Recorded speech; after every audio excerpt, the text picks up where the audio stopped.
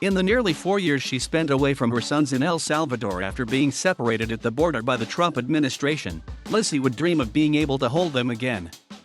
That day finally came last month through the work of a government task force, but the joyful reunion was quickly overshadowed by her inability to financially provide for her family. Since being separated from their mother in fall 2017 by U.S. border authorities, the two brothers, who were 5 and 10 years old at the time, had been raised by an older sister and her husband. Lisy is living with them now, but she said she's expected to pay for their school supplies and clothes. Additionally, her son-in-law told her she'd need to contribute to the rent soon despite not being able to work. "I'm very grateful for being allowed into the country and being reunited with my sons," Lisy told BuzzFeed News. "But as much as it pains me to ask, I need help." Lisy, who asked to be identified by a pseudonym because she doesn't want to jeopardize her ability to stay in the U.S. with her sons, is not alone in her financial problems. The Biden administration's Family Reunification Task Force, charged with locating and facilitating the reunifications, has encountered several challenges along the way, according to government documents obtained by BuzzFeed News.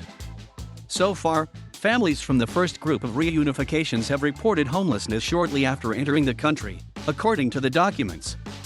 Axios first reported that at least 1/3 of about 41 previously separated immigrant families experienced homelessness after being reunited.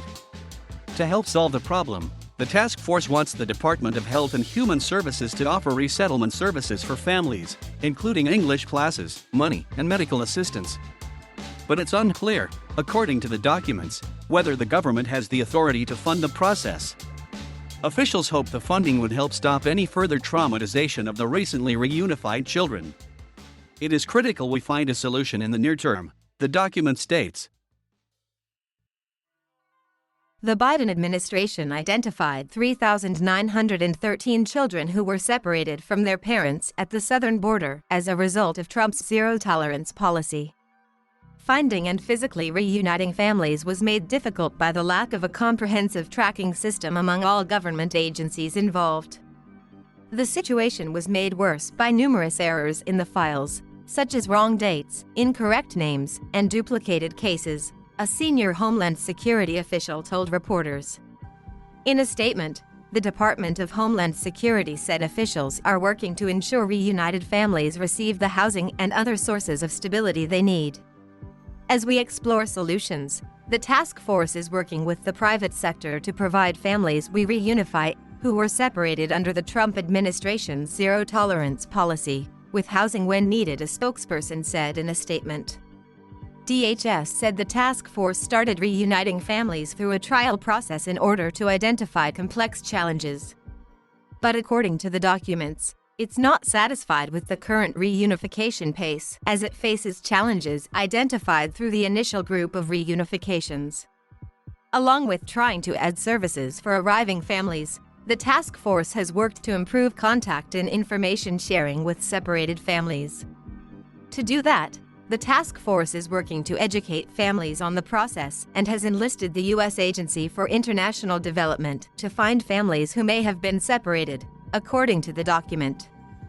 The task force noted that advocates had told them that separated families were hesitant to come forward and did not have the necessary information to trust the process.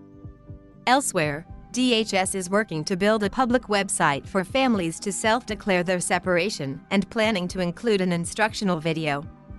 A senior administration official previously told reporters the task force intentionally started the reunification slowly so it could go faster later. "We took a lot of time to talk to NGOs and representatives of families who had gone through some of the reunification processes in the past that had been very problematic to try to learn from their experience on what was necessary so that we don't re-traumatize families," the official said. It's one thing to do this on an individual basis, and quite another when you're trying to build a system that will work for many, many more cases. The process for reuniting families requires travel documents and permission from both parents to take a child out of their home countries, requiring visits to the capital, time, and resources. The task force is also allowing separated parents and children to bring additional family members, which requires another parole request and verification of familial relationships for a person never encountered by DHS. Finally, the U.S. has to establish a way to pay for the travel costs of the family, which has meant partnering with the private sector to help cover additional family members. Lisy said being reunited with her sons has been a mixed bag of emotions. She's overjoyed and happy she can see her sons after being separated, an event she doesn't like to remember. But stepping back into an active role as a mother has been hard because she can't provide for her sons. It's another trauma because I'm with them and I can't get them the things they need, Lisy said. I have no job.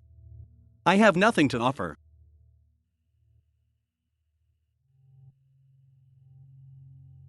Thank you for watching. Please subscribe